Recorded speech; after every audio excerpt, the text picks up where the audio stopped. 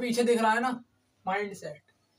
आज हम इस माइंड सेट के ऊपर बात करेंगे। क्या है माइंड सेट के ऊपर बात करेंगे।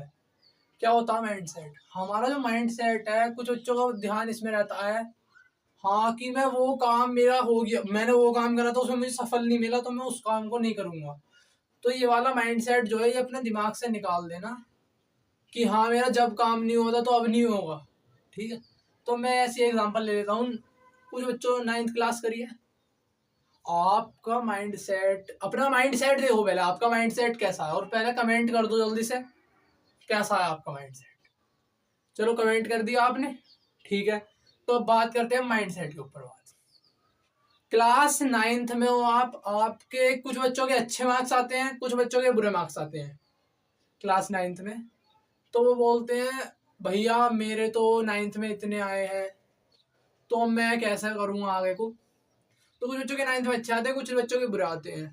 तो मुझे पता है 9th में कितने कितने आते हैं। कुछ बच्चों के 90 आते हैं, कुछ बच्चों के 70 आते हैं, कुछ बच्चों के 60 भी आते हैं, कुछ के 40 भी आते हैं, 50 भी आते हैं।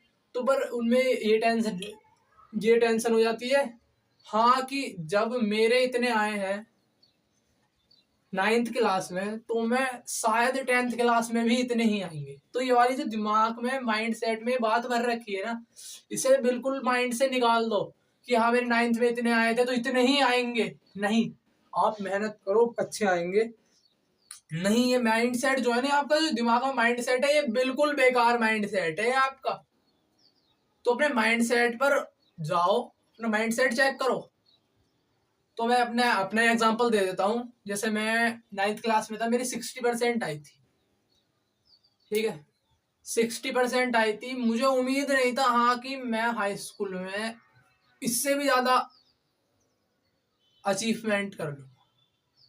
हाँ, पर मुझे ये उम्मीद था जैसी मेरे 9th में आए थे मैं वैसे नहीं लाऊंगा। क्यों? क्योंकि मैं 9th वाला माइंड सेट शुरू के 1 महीने में ही छोड़ दिया था। क्यों? क्योंकि अगर मैं ज्यादा उस माइंड सेट पर सोचता, 9th के रिजल्ट पर मैं ज्यादा सोचता, तो आज मेरी 75% नहीं आती 10th क्लास में। क्यों? क्योंकि मेरी 9th में आई थी 60% और फिर आई 10th में 75%। तो डिफरेंस तो है। तो इसलिए इस वाले माइंडसेट को आप निकाल दो। कोई जरूरत नहीं है हाँ कि तुम्हारा माइंडसेट कैसा है, बस तुम अपने आने वाले कल पर विश्वास रखो। पीछता हुआ कल पे विश्वास मत रखो। क्यों? क्योंकि बस 2 चीजें हैं जो आपको वापस नहीं मिल सकती। 2 चीजें आपको वापस नहीं मिल सकती।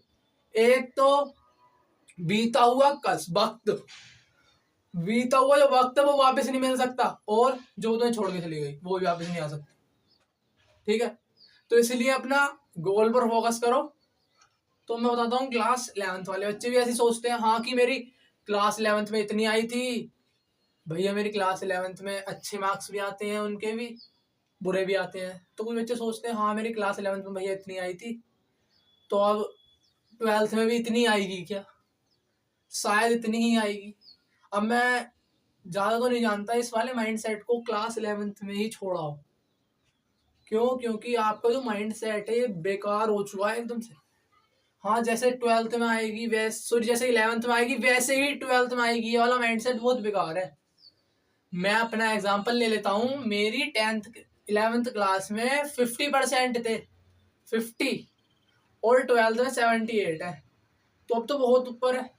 9th में 60 थे तो फिर 75 अचीव हो गए, फिर 50 है तो फिर 78 अचीव हो गए मेरे। तो इसलिए अपने गोल पर फोकस करो। अपना माइंडसेट हटा दो दिमाग से, हाँ कि मेरा माइंडसेट कैसा है, कैसा था, ये कैसा होगा आगे। बस अपने होने वाले में याद रखो कि हाँ 9th में मेरी 60% आई है। कुछ बच्चे कहते हैं 9th में मेरी 40% आई है, क्या 10th में भी इतनी आएगी 40%? ऐसा नहीं होता है। मेहनत करो, 10th में आपको मोटिवेशन मिल जाता है। कुछ टीचर दे देते हैं हाँ कि आपकी बोर्ड की क्लास है तो आप ज़्यादातर फोकस करो। तो इसलिए मैं बता रहा हूँ, ये चैनल को सब्सक्राइब करें, लाइक करें, शेयर करें एंड कमेंट करें।